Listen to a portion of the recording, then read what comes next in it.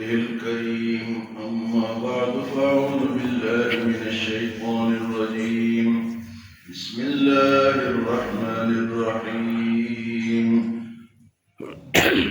يسبح لله ما في السماوات وما في الأرض الملك القدوس العزيز الحكيم هو الذي بعث في الأميين رسولا منهم يتلو عليهم آياته ويزكيهم ويعلمهم الكتاب والحكمة وإن كانوا من قبل لفي ضلال مبين وآخرين منهم لما يلحقوا بهم وهو العزيز الحكيم ذلك فضل الله يؤتيه من يشاء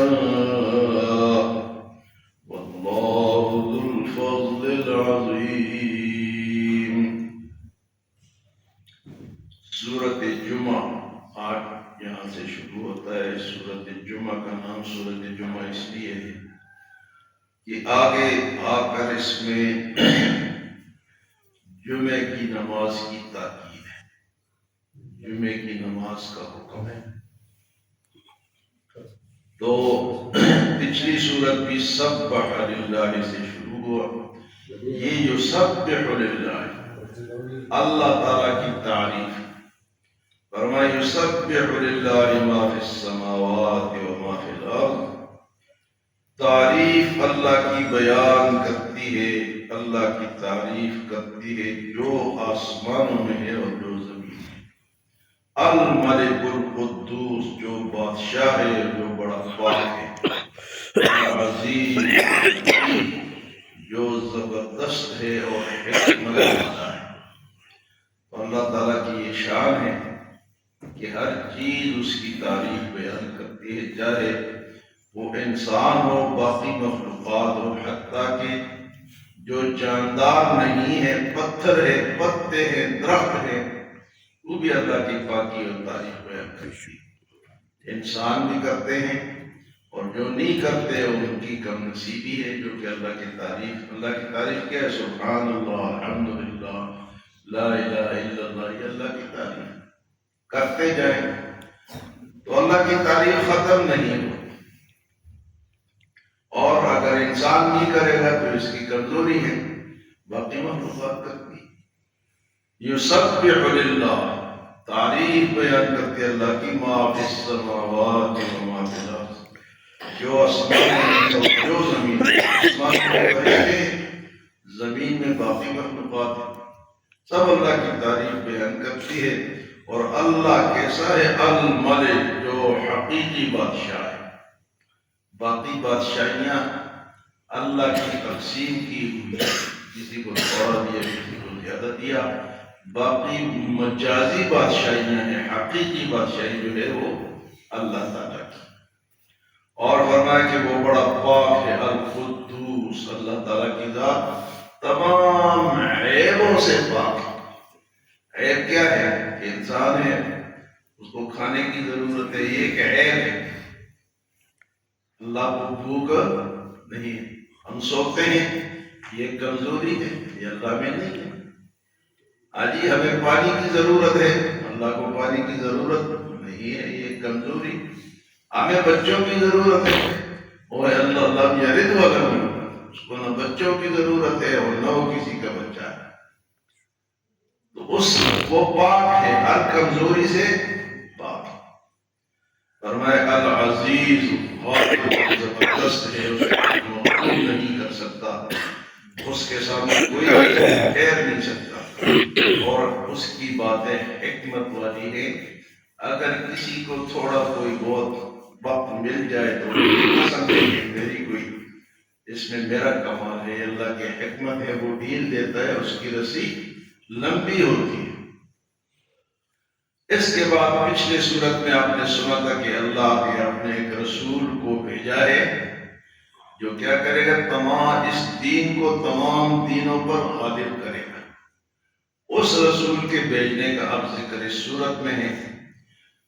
والذی بعث فی الأمیین رسولا.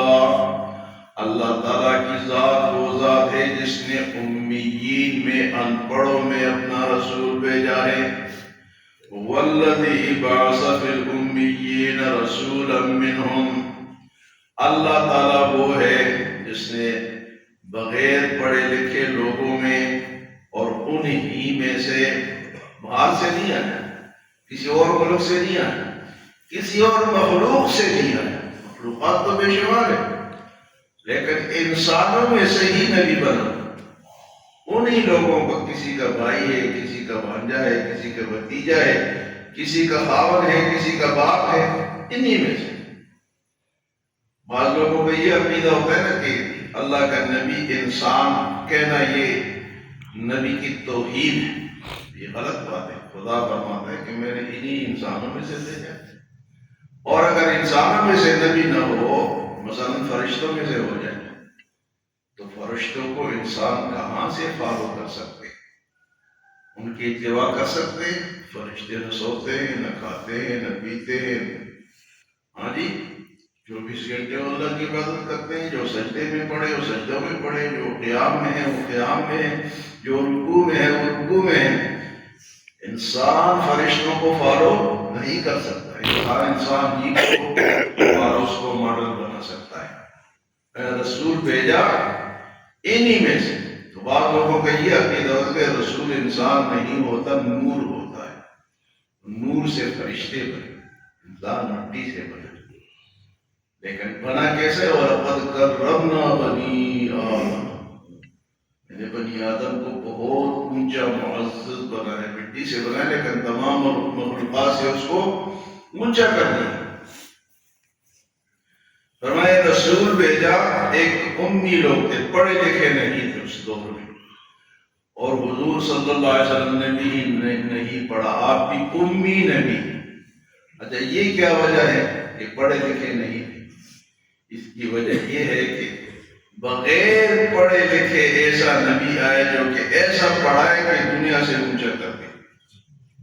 ہاں جی، ایسا نبی آئے جو خود بھی کسی یونیورسٹی سے، کسی کالج سے، کسی اسکول سے نہیں پڑھا کہ لوگ کہیں گے جی فلاں اسکول والے بڑے اچھے ہیں، بڑا اچھا پڑھایا ہے، فلاں کالج والوں نے بڑا اچھا پڑھایا ہے. ہاں جی، لوگ کہتے ہیں نا کہ یہ وہ آکسفورڈ سے پڑھ کے آیا. تیری آکسفورڈ کہتی ہے، یہ امریکہ سے پڑھ کے، یہ پی ایچ ڈی جرمنی سے کر کے آیا. اللہ نے پڑھایا، اللہ نے اپنے نبی کو خود پڑھایا.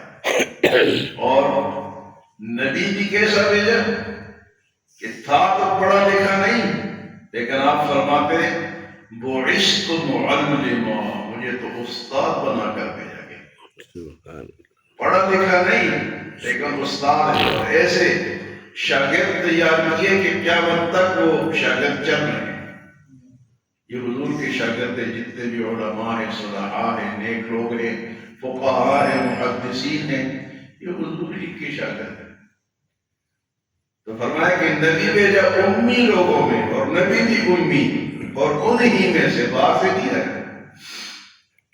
رسول منہم. اچھا، حضور صلی اللہ علیہ وسلم کے آگے فرائض اللہ پاک نے کیا رکھے، کہ آپ نے کرنا کیا ہے. وَيُعَلِّمُ، فرمائے رسولا منہم یتلو علیہم آیاتہ، وہ میری آیات کی تلاوت کرے گا ان کے سامنے. یہ تلاوت پڑھنا پڑھانا یہ حضور کی سنت ہے، حضور کا طریقہ ہے، یہ کوئی اپنا نہیں ہے. کوئی قرآن پڑھتا ہے، پڑھاتا ہے، تو حضور کی یہ ڈیوٹی تھی کہ آپ قرآن کو پہلے پڑھائیں.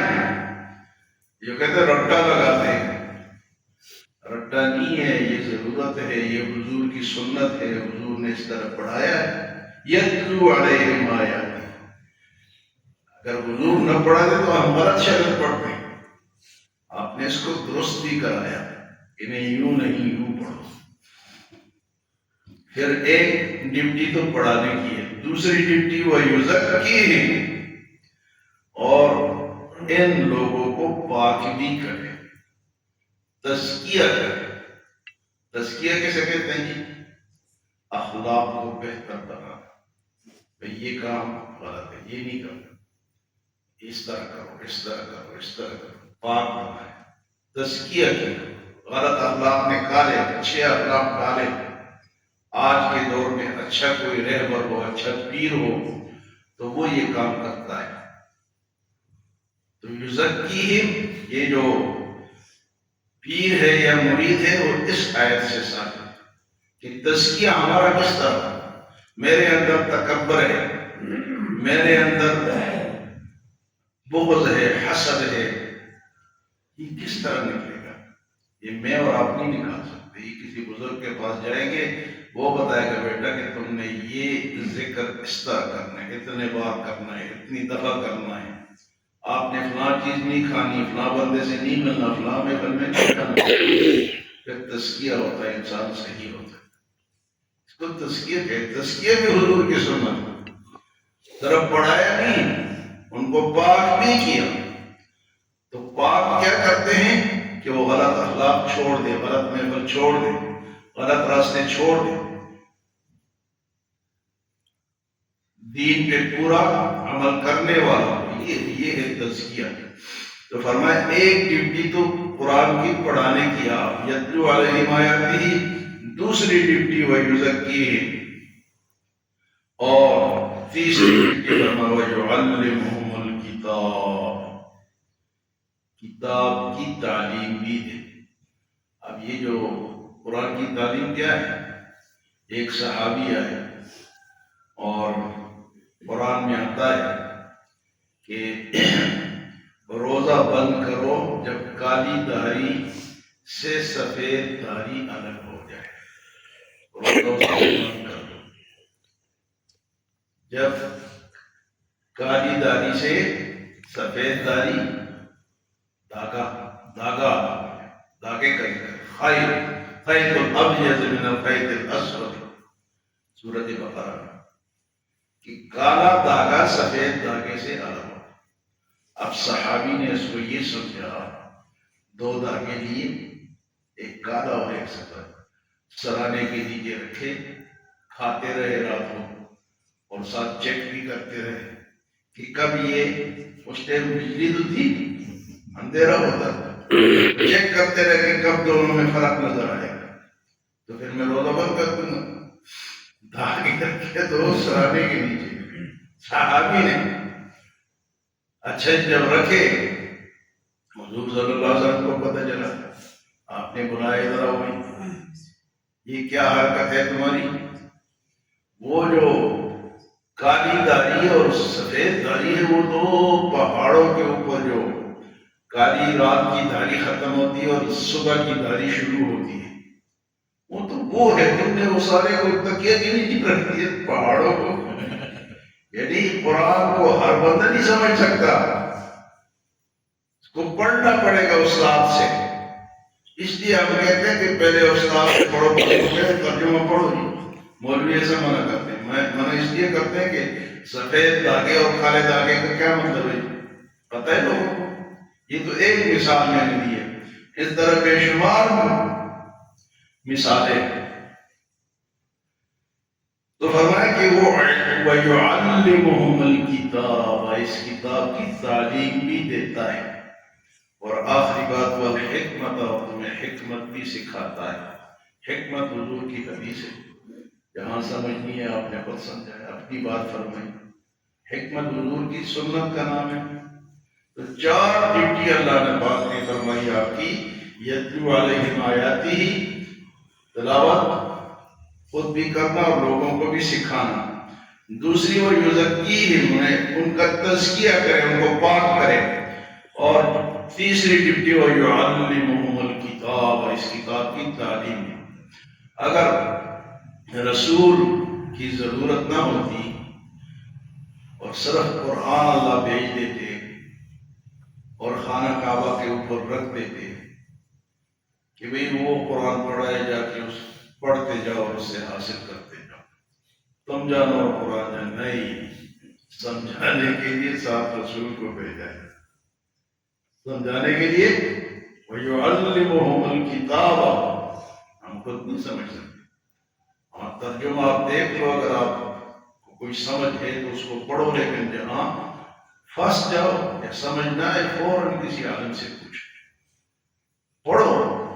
منع نہیں ہے، لیکن سارا خود نہ پڑھو، کسی عالم کے زیر نگرانی پڑھو، پوچھ کے پڑھو۔ اب اکثر مسجدوں میں، اکثر خیبر پختونخوا میں تو یہ ہوتا ہے کہ لوگ بیٹھے ہیں، قرآن لے کے بیٹھے ہیں، تپائیاں لے کے بیٹھے ہیں، ترجمہ ہو رہا ہے، انہوں نے قرآن سامنے رکھے ہیں، اسی کریں اس طرح۔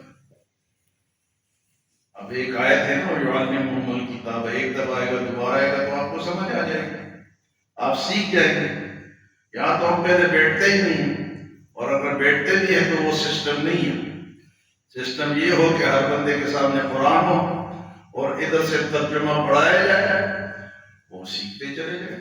یہ ہے سیکھنے کا طریقہ۔ یہ مدرسوں میں یہی ہوتا ہے کہ استاد پڑھا رہا ہے، بچوں کے پاس کتابیں ہیں، وہ سامنے رکھی ہوئی، ترجمے کا الگ پیریڈ ہے، صرف کا الگ ہے، نحوے کا الگ ہے، ادب کا الگ ہے، بخاری کا الگ ہے، ترمذی کا الگ ہے، استاد سمجھا رہے اور طالب علم پڑھ رہے۔